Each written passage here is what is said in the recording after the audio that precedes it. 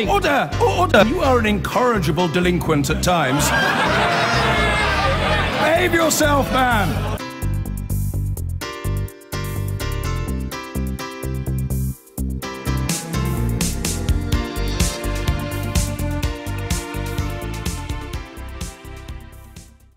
Well, now, in the past hour, President Trump has called the FBI director he fired as a grandstander and said he alone made the decision to let him go. His explanation as to why he suddenly sacked James Comey came as a Senate Intelligence Committee heard evidence from the new acting director, Andy McCabe. McCabe, contradicting the White House, said that Mr. Comey did retain the support of FBI employees. Our Washington correspondent, Kylie Morris, is at the Senate now. John, let's start with that interview with President Trump. We know the rules by now. They are never apologise, and that controversy can elevate your message. And if you're right, if you think you're right, you should fight for it. That's what we've heard in this interview from President Trump. You might have expected him to be explaining calmly why it was that James Comey had to go, how it had nothing to do with the Russia investigation. But rather, we've heard a very personal attack on James Comey from the president, and again, a kind of very defensive approach from the president himself toward the issue of Russia, saying there is nothing to see here. As for the earlier explanations about Comey having to go over the Clinton investigation, over a lack of confidence among the FBI rank and file, that's all been revealed to be a complete sham, certainly by the new acting head of the FBI, who's appeared here at the Senate Intelligence Committee. He's explained he thought James Comey was doing a very good job and that this Russia probe will continue. So even if the president wanted to change the narrative on this, it is going to be a real uphill battle. They brought him in through the side door. Andy McCabe, the career agent stepping in for his boss, sacked with such breathtaking boldness by the president 2 days ago. Mr. Acting Director, are you confident the Russia probe will continue, sir? How's the morale within the agency? He took his seat alongside America's other intelligence chiefs, all 6 of them in a row. Welcome to the table and into the fray. All ready to commit again to their belief that the Russians intervened in the presidential election and helped Donald Trump to win. Do you believe Russian intelligence agencies were responsible for the hacking and leaking of information in order to influence our elections? Yes, sir. Yes, Senator. Yes, I do. Yes, I do. Yes. Yes. But this was not business as usual, and the senior Democrat in the hearing wanted everyone to know that. But it is impossible to ignore that one of the leaders of the intelligence community is not here with us today. The president's firing of FBI Director Comey Tuesday night was a shocking development. The problem with the timing was that James Comey had been leading the FBI investigation into possible collusion between Team Trump and the Russians. Andy McCabe sought to reassure the committee the investigation will continue. Simply put, sir, you cannot stop the men and women of the FBI from doing the right thing, protecting the American people, and upholding the Constitution. In comments likely to ensure Andy McCabe never becomes the permanent director of the FBI, he pushed back against the White House line that the rank and file had lost confidence in James Comey. I can tell you also that Director Comey enjoyed broad support within the FBI. The feeling was mutual. James Comey hasn't appeared in public since his sacking. He was photographed in his garden, but has written a letter to the agency, reassuring his agents that working with them was one of the great joys of his life, and that presidents can sack FBI directors for any reason or none at all. He's not going to dwell on it.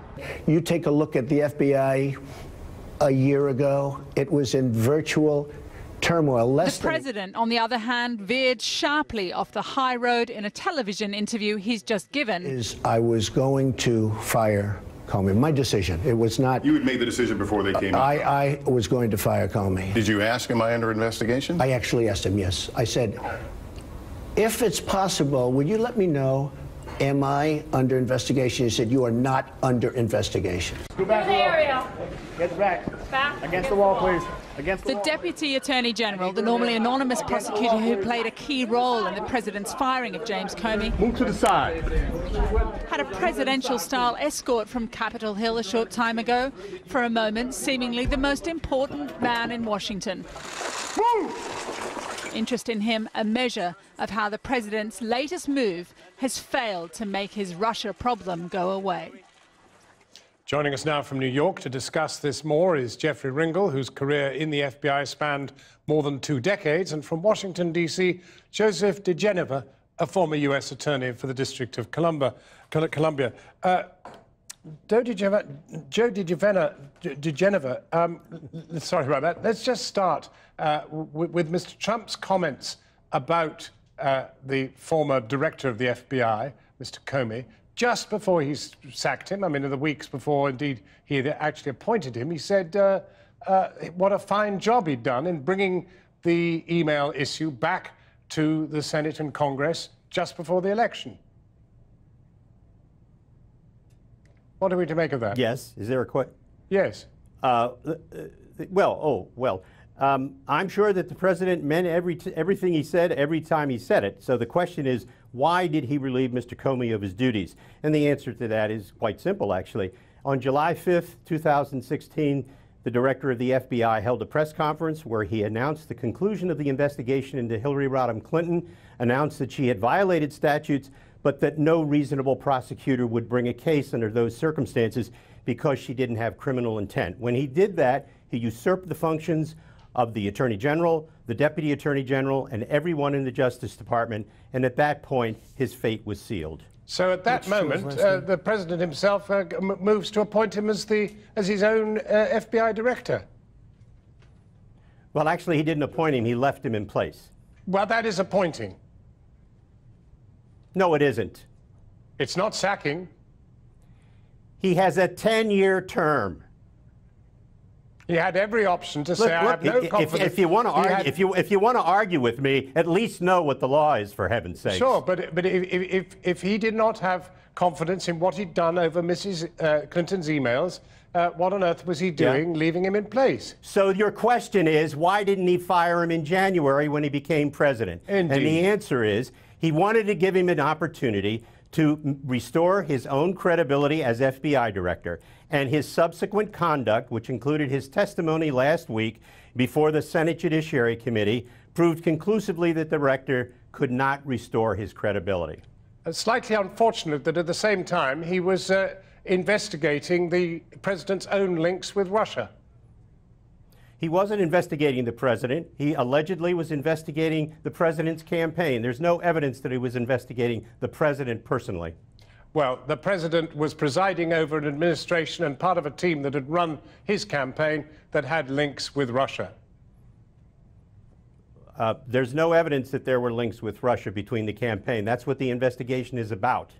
Well, I wonder whether if we go to New York, we'll get a different picture here, Mr. Ringel. I mean, it does seem odd that he had enough confidence to leave him in position immediately after the election, but now sacks him the moment he's looking into the administration's links with Russia. Jeffrey Ringel. That does appear strange, but I will agree with yes, that does appear strange, but again, I just do want to agree with what my colleague or my spokesperson in Washington is saying, is that the director has a 10-year term and most of the time is not affected by incoming presidents. But the fact that the Director Comey was fired 6 months or 5 months into President Trump's administration, basically old information committed, supposedly the allegation committed under the previous president's administration, you know, it just doesn't make much sense. It's rather curious that he left him so long and that it had this very unfortunate coincidence with the reality that the administration was in some part being investigated for connections with Russia.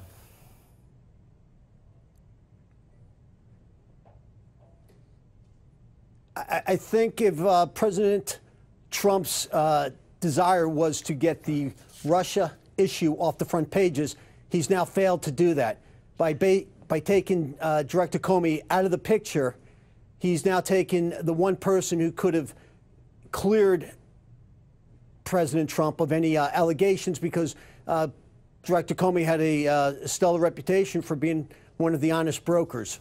Well, now, you are not an old, but a former FBI operator. What are your friends that you still have contact with? What's the general feeling about what the president has done?